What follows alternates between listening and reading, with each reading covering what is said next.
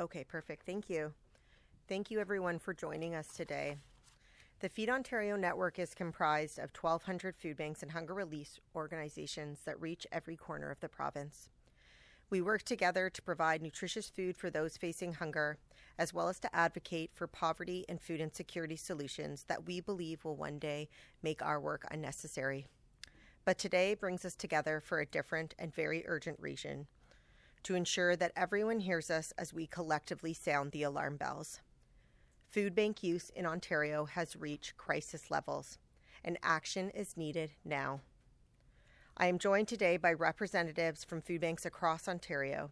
Starting in southwestern Ontario and making our way east, June Muir and Linda Davidson from the Hub of Opportunities in Windsor, Kim Willem from the Food Bank of Waterloo Region, Megan Nichols from Food Banks Mississauga, Neil Hetherington from the Daily Bread Food Bank in Toronto, Ryan Noble from North York Harvest Food Bank in Toronto, Ben Earl from Feed the Need in Durham, Rachel Wilson from the Ottawa Food Bank, and from Northern Ontario we have Volker Krom from the Regional Food Distribution Association in Thunder Bay.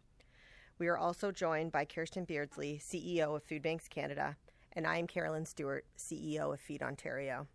We are here standing together at the release of the 2023 Hunger Report as a united front and calling on the Government of Ontario to take immediate action. This year's Hunger Report shows that between April 1st, 2022 and March 31st of 2023, over 800,000 adults, children, and seniors visited a food bank in Ontario and accessed our services over 6 million times. This is the 7th consecutive year of growth, the largest annual increase on record, and a 37% increase since last year alone. I think we all need to pause to let those astounding numbers sink in.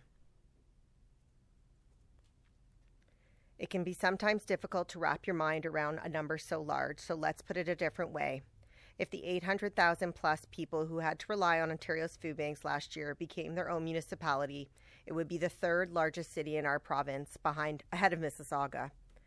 What this tells us is that the social support systems in Ontario are failing, and too many Ontarians are having to rely on food banks simply because they cannot make ends meet. Hunger is becoming the new normal. In fact, as of today, 1 in 19 Ontarians are now relying on food banks because they cannot afford all of their basic necessities like rent, transportation, hydro, and food in a given month. There is clearly something very wrong when so many Ontarians have no choice but to access emergency food support to survive. While poverty and food insecurity are complex, our data shows that there are 3 key drivers driving this growth, all of which can be addressed by the Government of Ontario today. These are the progressive growth in precarious work, the erosion of our social support programs, and a failure to invest in affordable and supportive housing. As incomes fail to keep up with the census, this is compounded by these factors, leaving people in Ontario struggling to get by, let alone get ahead. Let's start with the notion that the best way out of poverty is a job. While this might have once been true, unfortunately in Ontario, more workers are now turning to food banks than ever before. And although unemployment rates are currently low, this doesn't mean employment quality is high. And earnings continue to fall below the increasing costs of housing, transportation, and food. In fact, more than 1 in 6 food bank visitors tell us that their primary source of income is employment, nearly 40% more than it was just last year. This has been coupled with an increase in temporary and part-time jobs, making a greater share of Ontario's labour market. And as a result, being employed is no longer a guarantee that a person or family will have enough income for their basic necessities each month. The second significant driver of food bank use is insufficient social assistance programs. The number of people who rely on Ontario Works and the Ontario Disability Support Program increased by 17% last year. And while Feed Ontario recognizes the investments made to social assistance programs over the last few years, it is still not enough. These programs are legislating people into poverty with rates that fall drastically below the poverty line. This is why 1 out of 2 people who visit a food bank are currently relying on social assistance. Both OW and ODSP keeping more than 50% below the poverty line, making it virtually impossible to even get by, never mind to even get ahead. The third driver adding fuel to the fire was the skyrocketing cost of living. In a recent survey of food bank visitors, more than 70% said their circumstances were worse or much worse when asked about their ability to afford their most basic necessities compared to prior to the pandemic. In fact, more than 2/3 of food bank visitors have less than $100 left each month after paying for housing. Imagine that, $100 to afford all your basic necessities: transportation, medication, food, utilities, even a winter coat for your child. We don't have to do the math to know that this is not possible.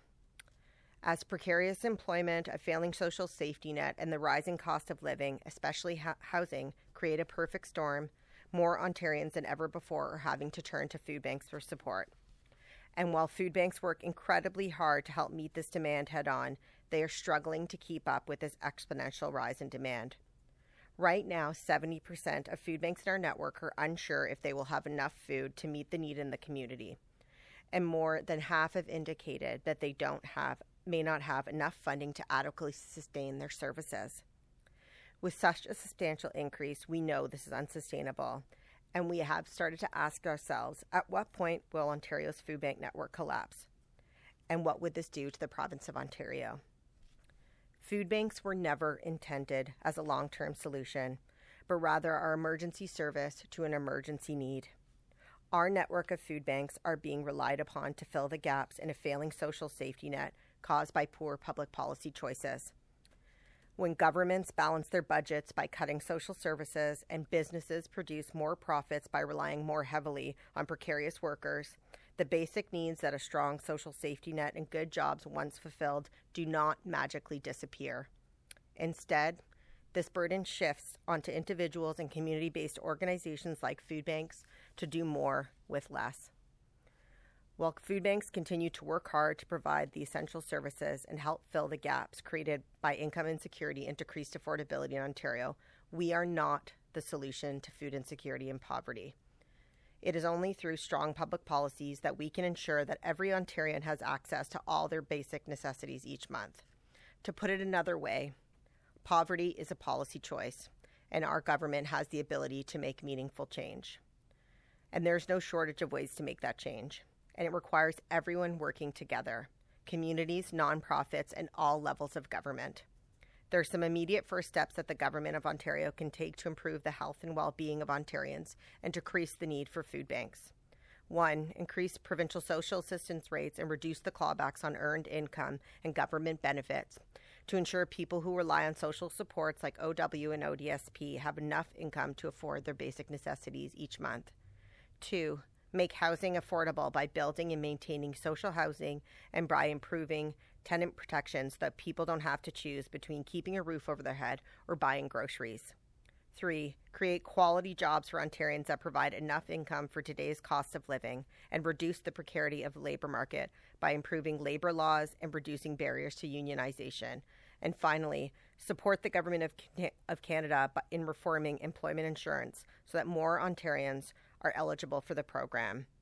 This will relieve the pressure on provincial social assistance programs and ensure that more Ontarians can access these programs. The people behind me and the organizations that they represent are some of the best and most hardworking people I know. They run incredible organizations that provide essential services to their communities, and we're here together to say enough is enough. Hunger cannot become Ontario's new normal, and we are calling on all of you to take action and make change in your community. We encourage you to read our 2023 Hunger Report for more details on what we've shared today and the full list of recommendations for change. I believe I speak for all of us when I say that Feed Ontario and our network of food banks believe that our vision of an Ontario where everyone is food secure is shared by all levels of government and communities. And we know that there has never been a greater need for collective action than there has been today. I would now like to open the floor to questions to either Feed Ontario or to members of the food banks that are here today.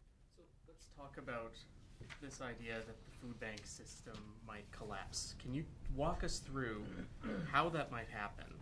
And what would lead to this happening? What would it look like? And then what would the consequences be? Yeah, I think what we have to keep in mind is that food banks were never intended to fill the gaps in social policy, right? They're an emergency service to an emergency need. And so when you're getting exponential growth of 40% year over year, a system can't accommodate for that level of growth and precarity year over year, especially when we solely rely on donations. Food banks are not government funded. We are supported by local communities, and many of our donors are now actually using the food bank. And so what we also have to keep in mind is that food banks are often the last line of defense before homelessness. So people are often choosing between housing or food. And so, there's been a survey that came out of McMaster University in partnership with Hamilton Food Share, who's one of our members, that indicate this precarity. And so what we're seeing is smaller agencies having to reduce service. So instead of having you could go every single week, they're now allowing people to go twice a month. They used to provide 7 days worth of food. Now they're providing 5 days worth of food. And so we are trying to indicate or be the canary in the coal mine to let them know that there is a collapse coming and we need to turn the tide before we get there. I'm sorry to push you into making a hypothetical Sure. situation, but there are a lot of people. What's happening in food banks is very nebulous. It doesn't affect their lives. They don't understand what's going to happen. So if there's a collapse, you'll have 800,000 homeless people in communities across Ontario. Okay. Would your food banks just have to shut down, or you just have to turn more people away? Make this real for people. What would happen if something doesn't change? Yeah, I don't know if there's a food bank who wants to answer, given that you guys do direct level service. I don't want to speak on your behalf. But in circumstances, these are some of the largest agencies across the province, so they have a little bit more sustainability than others.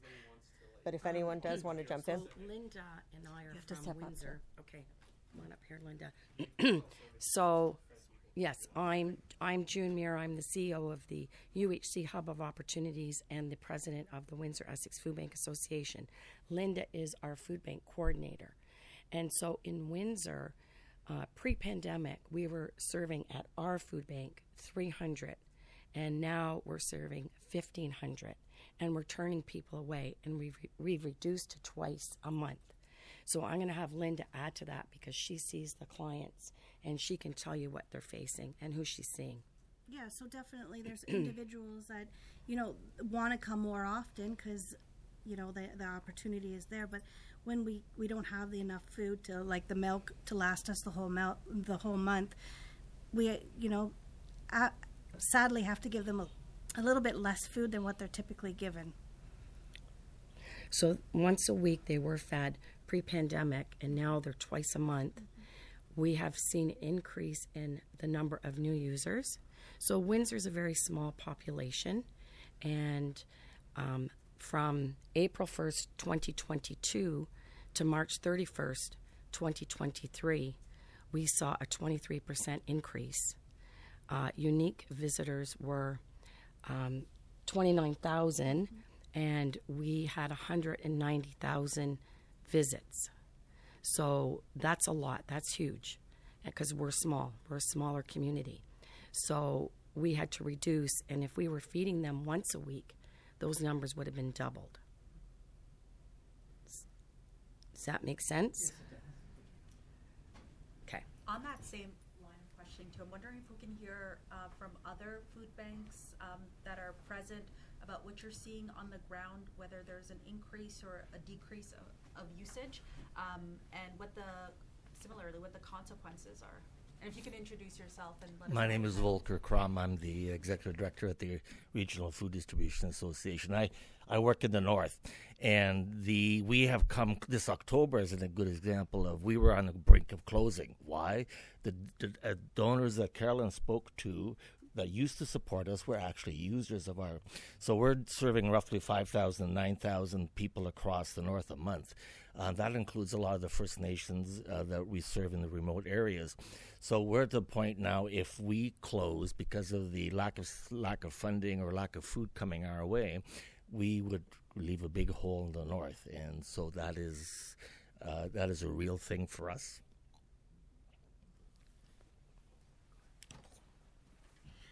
My name's Megan Nichols, the CEO of Food Banks Mississauga. Every month right now in Mississauga, we're seeing a 50% increase versus the same month in the previous year.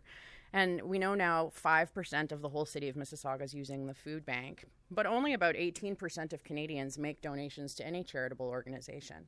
So if there's only 18% of people out there who give it all, and then 5% of people using the food bank, where's the tipping point between there not being enough donors anymore to care for the number of people in our community? And so that, to me, is what could predicate a collapse for us, is the number of people needing service rising beyond the ability for the community to donate that level. So, for instance, in Mississauga, before the pandemic, it cost us $3 million a year to run the food bank. Now it costs us $8 million a year to run the food bank. And we're relying on the community to be able to donate more year over year. But if people in our community are struggling more, and we also have seen folks saying, I used to send a can of tuna with my kid to school for the food drive, and now I'm here asking for help, I'm so embarrassed. You know, at what point does that trend mean there isn't enough money available in the community anymore to donate towards it? Food banks were intended to be, traditionally we've used surplus food, good food that's on the supply chain that's available to food banks. Now, collectively across the country, food banks are purchasing $350 million worth of food a year to keep up with the number of people who are coming to see us.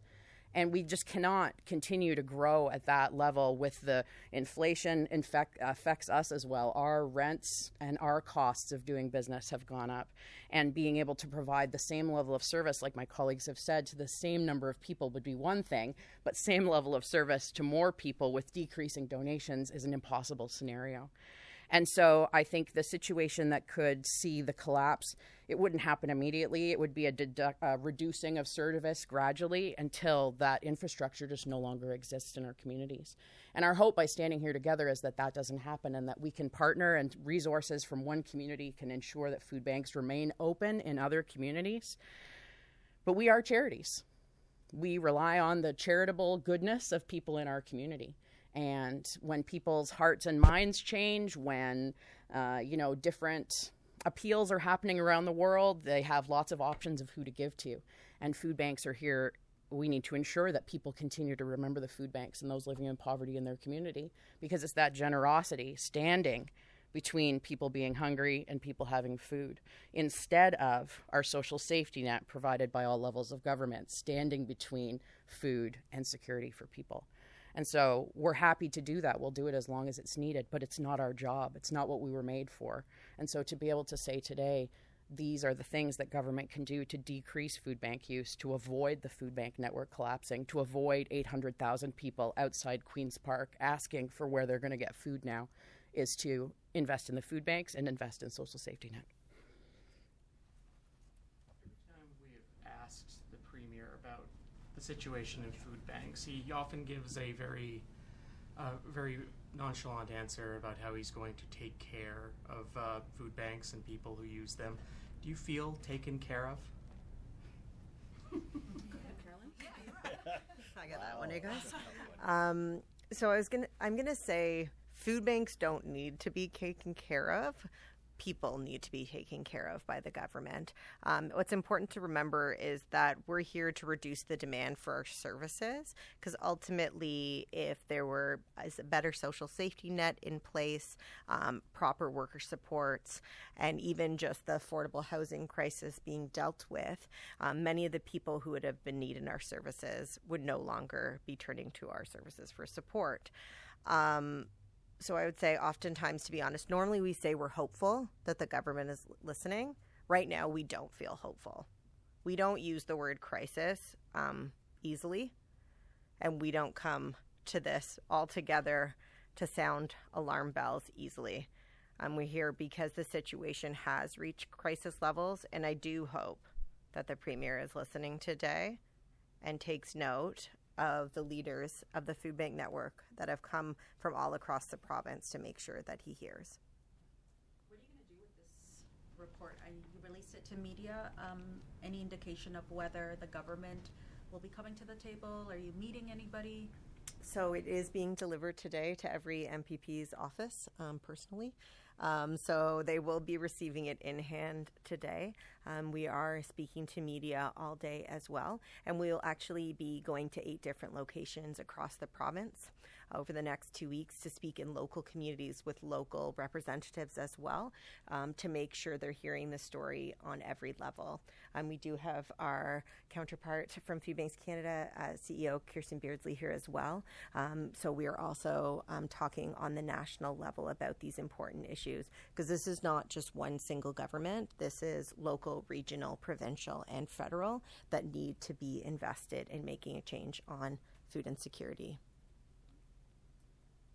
You point to ODSP being, and the social safety net generally being a primary driver of this problem. Correct. For many months, the government has argued against raising or ODSP more, because noting that they've already raised it by 5% and that they've tied the benefits to inflation, and that has always been their talking point. And I was wondering if you could address that, address that talking point directly. Is 5% the 5% increase they did do, and then inflation on top of that, is that enough?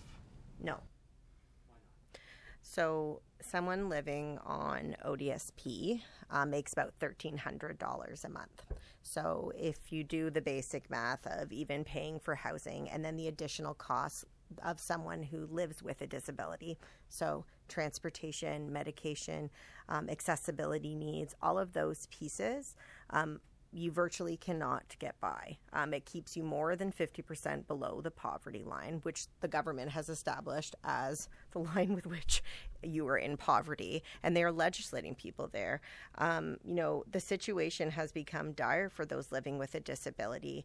We've had people coming to food banks looking for assistance on how to access MAID, who are living in poverty, because living in the grinding poverty day to day has become too much for them. And so we spoke about this a few months ago, and again, no one heard us, and we don't understand how people can't see that these are real people with real needs that need to be helped. We have a really great opportunity on the horizon with Bill C-22 and the National Disability Benefit, and the Government of Ontario has an opportunity to fund that and implement it and make significant changes in the lives of those living with a disability in Ontario. And so we encourage them to work with the federal government and to implement and fund those changes so that it can make a difference in the lives of those living with a disability. There is concern among disability advocates that the federal benefit is going to be used as an excuse to claw back provincial ODSP benefits or other ones. And the minister, Michael Parsa, has not ruled that out when City News talked to him the other day. If the government does do that, what do you think that says? It says that they haven't learned from their past mistakes. So right now, the challenges with social assistance programs is that clawbacks are a continuous issue with all social assistance programs. It's taking away earned income from individuals that keep them in poverty. Had they been allowed to keep this earned income, it would help them bridge those gaps and potentially lift themselves out of poverty. But it becomes a completely useless benefit if you claw back the income and don't provide the income it was intended to. That's why the federal government and disability advocates, as well as organizations like food banks, have supported initiatives like that, because we know it can make meaningful change.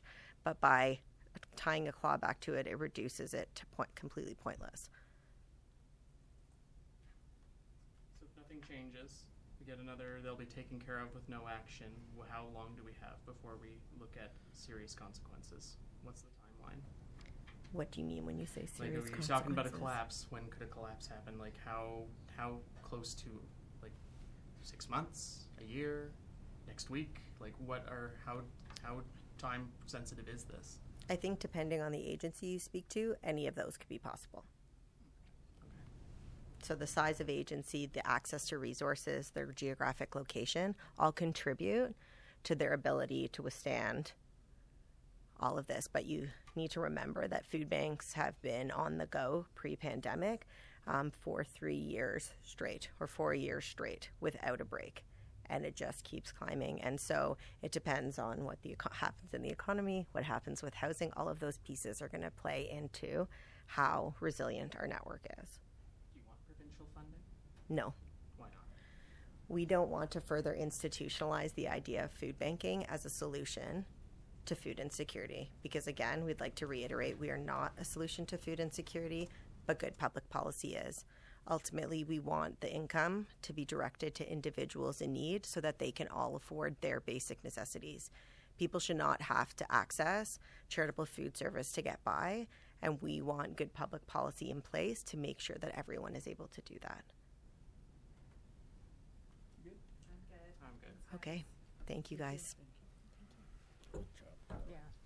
Really good job.